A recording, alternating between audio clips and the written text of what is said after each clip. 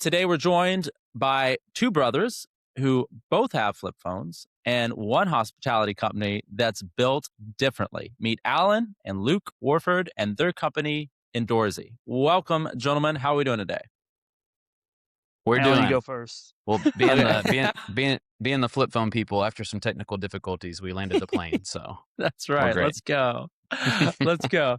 All right. Well, I think we've got a lot of good stuff to chat about today. What you guys are doing in the Airbnb space, short-term rental space, the company you built together.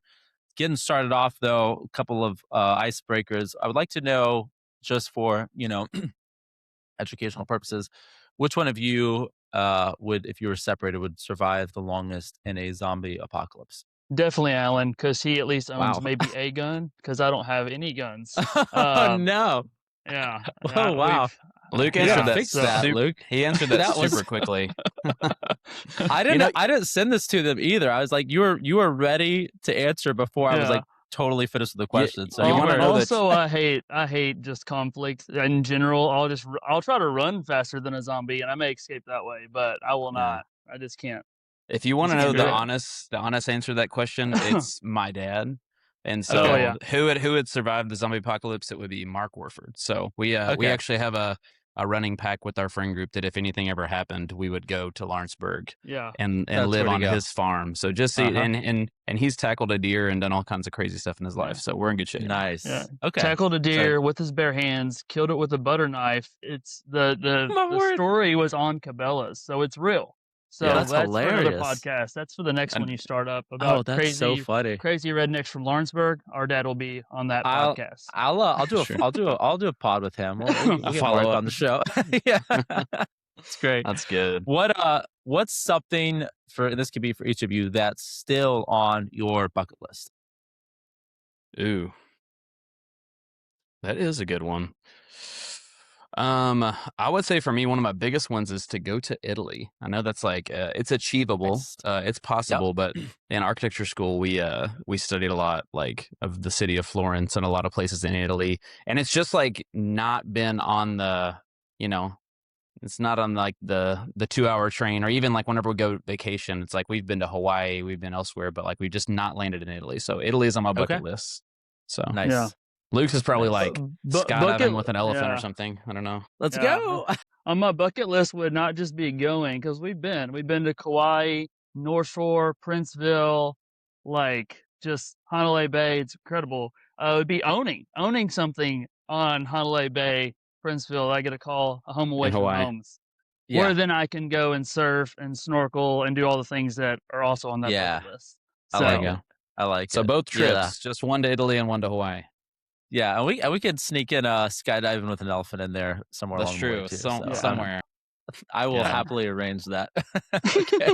Luke is a lot more like anytime someone's like, "Hey, what do you want to do for fun?" I'm like, "I want to go eat, and I want to like sit down and talk." That's it. And then Luke's is like, "I want to go do an activity. I want to go hike. I want to go mountain bike. I want to go do these things." It's got to involve some like activity and energy, and like I said, that's Hawaii. Sure. Hawaii is great. I'm shouting out Hawaii a lot here. Hopefully that'll be a location for us one day for Inndoorsy. But it's just like it's like a playground. It's just a playground of everything you want to do in one day. So that's awesome. That's awesome.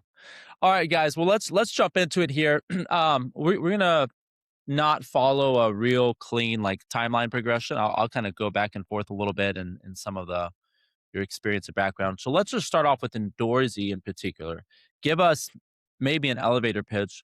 What exactly are you guys doing differently in the short-term rental space that seems or just operates differently than what you'd see in like a typical Airbnb host? So start off with that, and let's get everybody acquainted with who Inndoorsy is. Yeah, for sure. So we actually got started. I've shared a little bit about like the history just privately, Aaron, but like we got, started kind of by accident in the hospitality space. So we had a friend redoing Airbnb. He asked if we wanted to run it for him, and then that just kind of like snowballed into the space. But prior, Luke was in nonprofits for several years. I used to be in like the coffee industry, so in the service industry, and co-owned some coffee shops. And so for us, it's kind of like Airbnbs. Like we got into the space by accident, but really found a home in just the hospitality side of like really getting to like make people's day. And so like to answer your question of like how do we do things differently, I'd say like Inndoorsy really tries to, like, we don't necessarily abide by the rules of what like traditional hospitality would be, Yeah.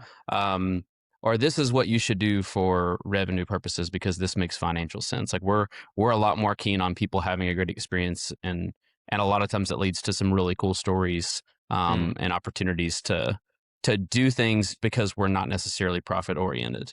We do need to make a profit, as do all companies, because our Yeah. children need to eat I hear food. that someone It says that's is important. I don't know eating who, food is but it is important to feed your children. maybe my wife said Uh, that. yes, but the decisions that we make, it's really it's mission driven. Like, are we honoring our mission statement is honor, excellence, and beauty. And so we don't just say it as a, that sounds good to post it on a wall or a bumper sticker, but like we really do believe that we're to honor every guest, with great honor, that we're to pursue excellence in our service and in our product, which are designer stays, and that out of that, the relationship would be beautiful, the space would be beautiful. So because we're a mission driven company, we're not a nonprofit, we are a for profit. We operate, Mhm. very similar from a mission standpoint. Yeah. And I would say that too. I'd say if you came in contact with someone that is kind of representative of Inndoorsy, that would be something that like all across from Alan and I all the way down to, hospitality managers, our COO, to our maintenance technicians, to our cleaners, that honor, excellence, and beauty. That is the vehicle in which Inndoorsy exists. And whenever we are choosing to live out those values in the decisions that we make and the way that we clean spaces and the way in which maintenance is taken care of and the way in which we talk to people on the phone and have interactions with people and the experiences that we create for guests, that's what will make people feel cared for and Mm, feel seen. And I think mhm. that there's a lot of things we can improve on and we'll continue to improve on this, but welcoming people within the doors of Yeah. Inndoorsy is something that we do a really good job at, and something that I would say great pride in for our team. Mhm. um, so Well, Yeah. I'm glad you touched on that mission statement because you talked about, honor, excellence, and beauty, and that was something I wanted to ask you about, specifically the honor part. That kind of stood out to me when I read it. I thought, what does that mean to, have that as a value for a short term rental company? So I appreciate you guys touching on that because that was, you kind of got ahead of something I was really curious about. Like, what does that represent for you guys mhm, in business? Because I think in a lot of times I think mission statements, vision statements are sort of a de facto mhm, status of any company. Like everyone's got one. Like we have to put it there somewhere.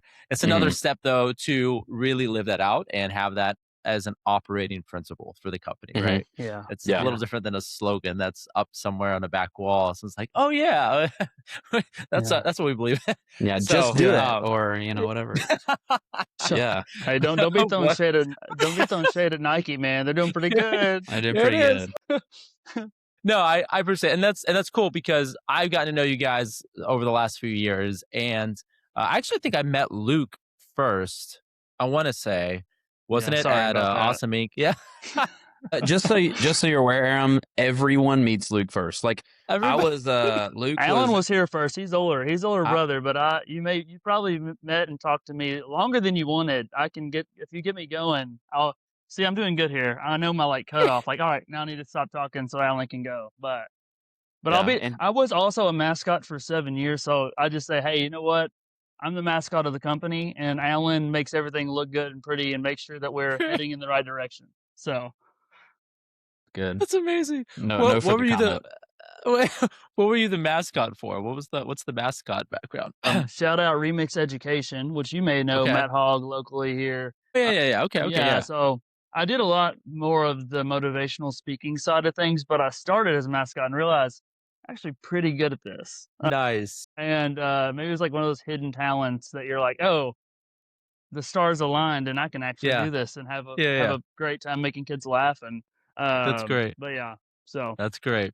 It's funny. Love it. I love it. Okay, so that's why I met Luke first. He There was it is. just being the face of the company. yeah, Yeah, but Um, no.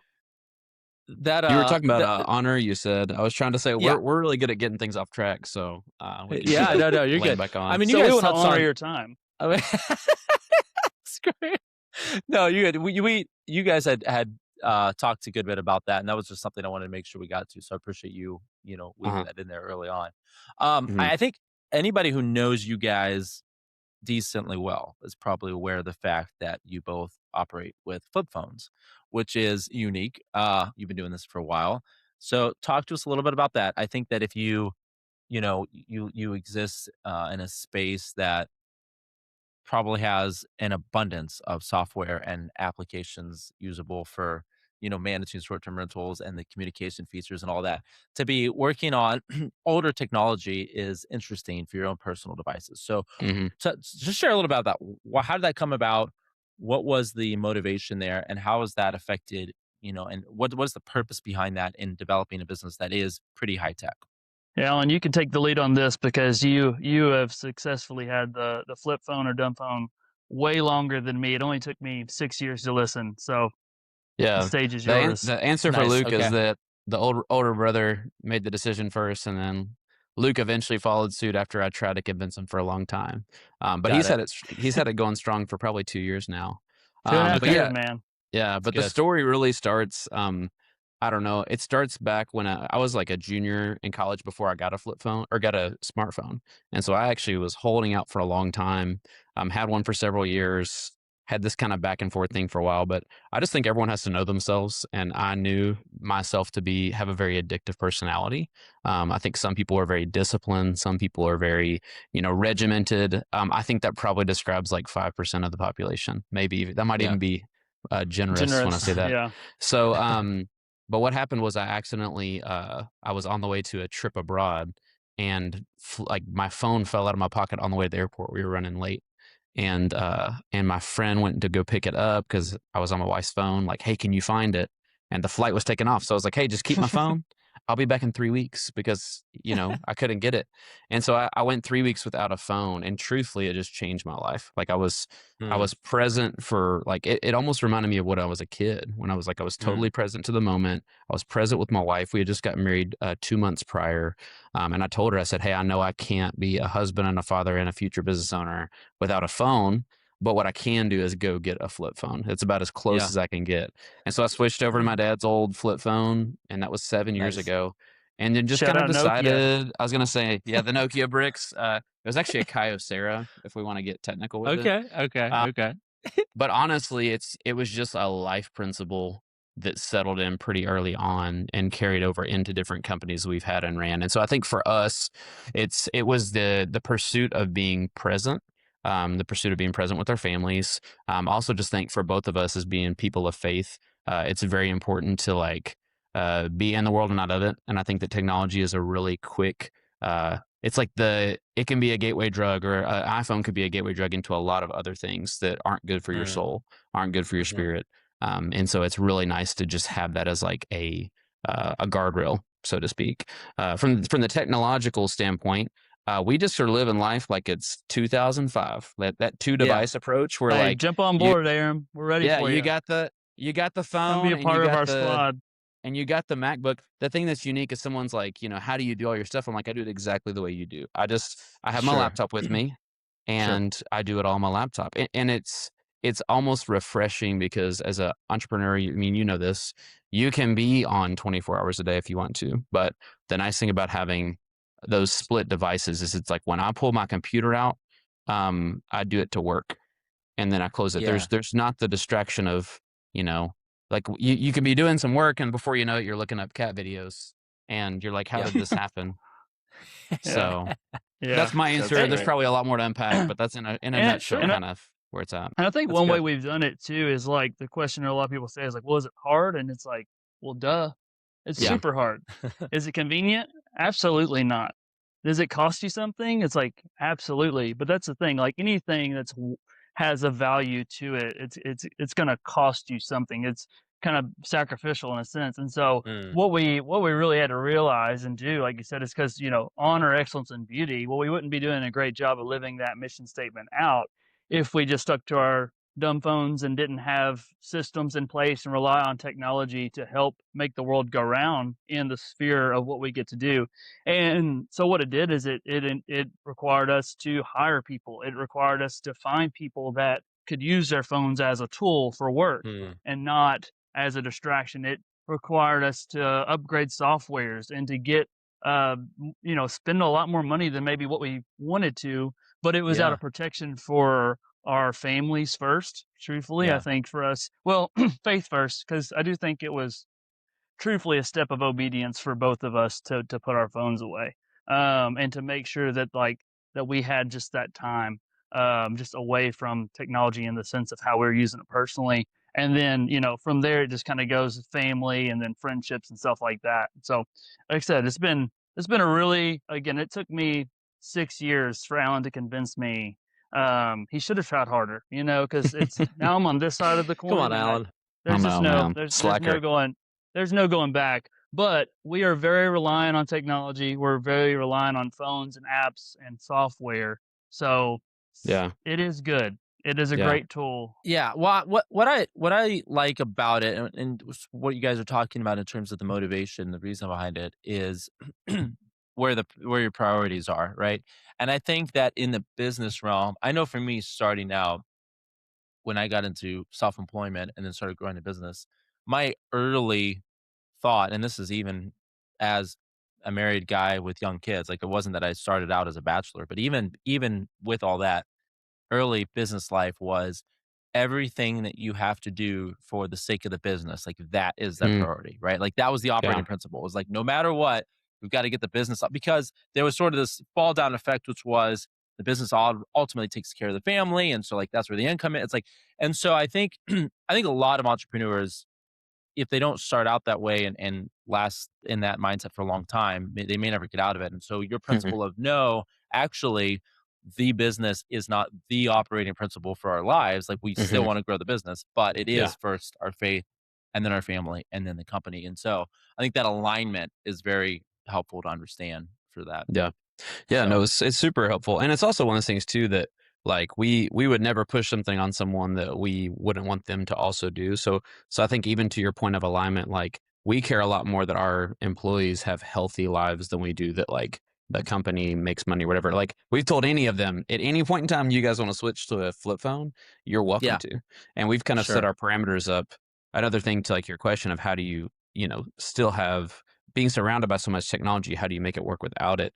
We have good systems. So we have Yeah. different blocks of time where people are on communications. We split them up into two different portions of the day. So someone's on Mm, a block from 9 a.m. until it's almost like a coffee shop till 1 p.m. And then someone's available okay. from 1 until 9. We have different, we Okay. have a schedule set up so that someone's always available on communications, but it's three people over the span of 7 days in different blocks, and then two managers, a manager and an operations person who are filling in the gaps. So it's one of those things too where it having a flip phone forced us to be really good at organization, Mm, forced us to create good yeah. systems. And those are things that we actually, I would say, um, we operate more efficiently because it's not just available at our fingertips. We have to set up those hard guardrails to make it Yeah. possible. I like that. I like that. So you talked about systems there and having that system that you had to build for communication, right, and being able to spread that out. Talk a little bit more about that from a scaling perspective. Luke, when I first met you and you guys were earlier on to like from where you are right now with multiple properties over many areas. I mean, you're not just operating here in Lexington. You're doing a lot in the Gorge and elsewhere. I think Berea, like you've spread out a good bit outside of just inside Lexington, right? So what is this just from a business standpoint?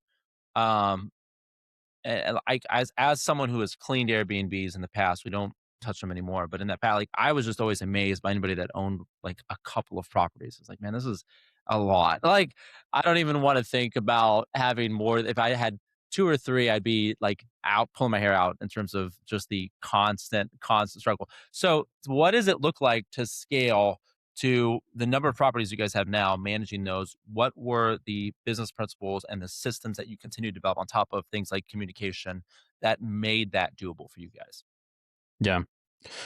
I mean, that's so much because it's like it's a progression, right? That gets revisited every 6 months from the last 4.5 years.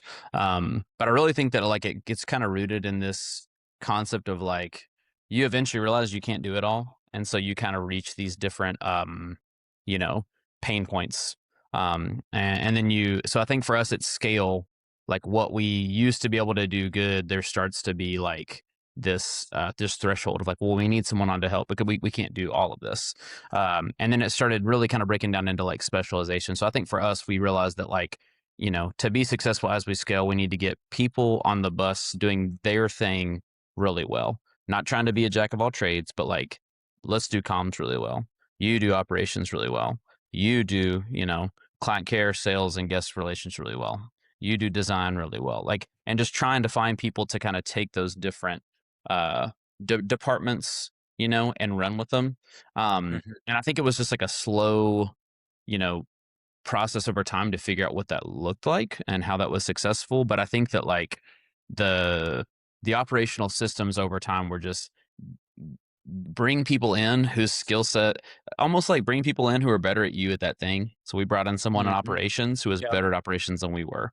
Brought in people at communications that were better at communications than we were, so that we could focus on the things that we were really good at. And I think that was one of the things that allowed us to scale appropriately. If you've read the E-Myth and E-Myth Revisited, he talks a lot about that, about how you he comes in as a consultant for a lot of companies in the like million to $2 million range, where Hmm. the owner has been doing it all by themselves from the beginning, doing all the bookkeeping, all the accounting, filing all the taxes. It's like you just, for one, you just can't do that and scale appropriately. You're always going to get Mm-mm. jammed. So finding people that are qualified, but again, and I don't know if this has been the case for you guys, if it meant Hmm. that your growth overall was slower, but I know in my own company, some of the operating principles that we had early on, what that what I've told people is like what that meant is fundamentally we were never going to be able to scale as quickly as some of our competitors in the space, right? There are commercial cleaning companies that can scale super quick because they're Hmm. willing to do things really messy, don't have good systems, a lot of turn, like everything is just, it's like I just didn't want that experience. Like Hmm. I don't want to be putting out fires every other day because we're trying to like blow this thing up like an Uber or something, trying to go global. So I think again, I don't know if that meant that it was going to hinder sometimes the rate that you can grow, but now when I talk to people that are going into entrepreneurship, I'm like, look, you need to have principles that you're willing to live and die by, and that your Hmm. company is willing to grow by, even if it means you're going to grow slower. Because in the long Yeah, run, you're going to be a lot happier with the results, and hopefully have a lot less white hair or no hair at all. It's as if you try to do this. yeah, You absorbed all of the pressure from the that's company. true. Yeah, it wasn't like that 2 years ago, so that's funny. I That's know. great, that's great. Yeah. But no, I think that that sounds like similarly like what kind of your guys' thought process, again, your principles, the alignment means that, again, from a business perspective, it may require slower growth. It might be not as flashy or not as impressive or not something that's gonna get published in, like, Forbes 100, next year. But, again, you have a sense of purpose about what you're doing that means everybody can do it cohesively, and, again, not just you and your families, but your employees and all these contractors. Everybody is in that same boat, so Hmm. Yeah. No, I think you have to like hold on to principle. And I think that it's yeah. in one way, you're right. Like the way we're doing things might be the long path because it's geared toward will something last, not just will it work and you make money. In another way, we had other people friends who were small business owners that didn't grow the way we did, didn't bring people on until they were that big. And our take was like, we need to make these decisions so that once we are ready to scale, we're not hindered, and so like that was also an unpopular decision around people who had grown so fast that they didn't have the team and then they were looking for the team. We kind of grew like we were slow. We were bringing people in, paying ourselves less on the front end, hoping that one day as we scale, we're in a good space to not be hindered by that growth too. So it's kind of a unique spot of maybe somewhere in the middle, Yeah, but definitely sure. geared on that. So this idea of being brothers, being in a family business, I want to maybe kind of round out the discussion on that topic in particular. So far, it sounds like a net positive across the board. You guys are very mission oriented. You guys are on the same page. I'd love you to, if you can, speak to people that are potentially going into business with a family member. In your experience, I know that there's always, nothing is perfect. There's always going to be some degree of struggle, right? So whether it's for you guys personally or just things that you've seen in the business realm that you can help people be aware of and maybe get ahead of. It's like, hey, if you're going to go into business, you got a family member involved. Again, most of the time, I think that is the general business principle is like, don't do that. So, Yeah. but again, if you could do it well, like do it well. So what are some of the guidelines, some of the things that you would tell people, hey, be aware of this. Like it doesn't mean that you shouldn't do it, but you need to know kind of what these things are to keep on your radar so that you have the best experience possible and that you can grow something together. What would your recommendations be there? Yeah. Well, it's really interesting because like there's a like you said, like in this business world, whatever that is, there's this concept. It's like, hey, don't do business with family, don't do business with friends. And to me, like as a person of faith and also just someone with deep conviction, that's just something I just totally disagree with. I think Hmm. that like I kind of only want to do business with family and friends because there's a level of trust involved there. Um, and willingness to be able to go to bat and work through things regardless of the finances, regardless of the decision making. There's actually this concept in the Bible and Scripture of being equally yoked, and it's referred a lot of Hmm. times to like a marriage, making sure you're equally yoked. Right. I actually think that that principle really falls a lot in line with business as well, where you have to be equally yoked with someone in business pursuits. And the concept of a yoke is, it's a term for plowing a field. Like if you're plowing a field, you're yoked with another ox. If you're on different pages, that field is Yeah. going to look janky AF. And like, but in partnership, if you are equally yoked, you're going to plow that field well. It's not going to matter. Like if you're equally yoked with someone and your values and your principles, in your faith and all of that, it's going to be more successful. So I think like to answer that, it's like I would say it's not just necessarily about family or not family, but are you equally yoked? Are you of the same heartbeat as is your definition of success the same as someone else's? And I think that will mitigate a lot of problems like in the future. Cause I think you can be siblings with someone and be like, and have an honest assessment to say, this might not work out in a business arena. But I like with my brother, he's my best friend. We're on the same, faith vision, same life vision, like both like we understand each other in that way. It made a lot of sense. And does with some other connections of friends of ours that we've gotten to business with. Man, so good. I think we could, and we probably should actually do another podcast at some point, get into some more. There's a litany of topics that you can kind of pursue in this. So this was kind Yeah, of a bit more of a broad overview. But man, great stuff. I really appreciate you guys coming on. I think it's yeah, very for sure. helpful to our listeners just to be able to get a bit of a different perspective from what you guys have done. And I'm excited. I feel very honored to know both of you and have a friendship. And I'm excited for you to go from here and your continued growth. So yeah, where's the best place that people can get connected with you guys, what you're doing? Best place to book with Inndoorsy if they're in the area, if they're in Red River Gorge, if they're outside of Lexington and looking for top tier Airbnb. There Where do you we go. send? Yeah, well, being the dumb phone people, I should tell you a carrier pigeon, but if Ah. not, if not a carrier pigeon, our website is our absolute best spot. So Inndoorsy.com. We're INN. This is going to be backwards probably on the video, Nope, you're but good. it is good. Okay, there you go. INNDoorsy.com, and we actually built out a whole direct booking platform on there, so you could book direct with Beautiful. us Okay. on the website. You can connect with us on the website. You can buy a shirt if you want to on the website. You can do all the stuff you want to on the Yeah. website. So channel toward the website.